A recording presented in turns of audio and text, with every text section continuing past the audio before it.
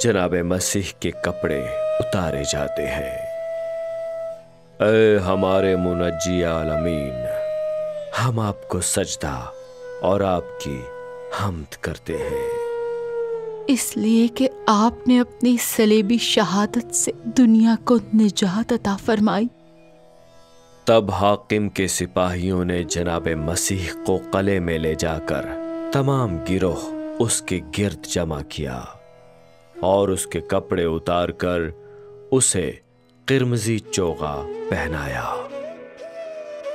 جناب مسیح کی طرح آج بھی بہت سے لوگوں کے کپڑے اتارے جاتے ہیں جب ان کی نیک نامی پر حملہ کیا جاتا ہے، معمولی قصور پر انہیں ذلیل و خوار کیا جاتا ہے، اور یوں وہ معاشرے میں سر اٹھانے کے قابل ہی نہیں رہتے۔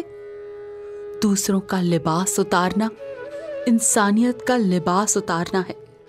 جب غریب سے نفرت کرتے ہیں اور اسے رد کرتے ہیں، جب انسان کی عصمت کو پیسے میں تولتے ہیں، جب عام لوگوں کو بے عزت کرتے ہیں اور انہیں مزید پستی کی گہرائی کی طرف دھکیل دیتے ہیں، غور کریں کہ ہم مسیحیوں نے انسان کی عظمت کو بحال کرنے کے لیے کیا اقدام اٹھائے ہیں۔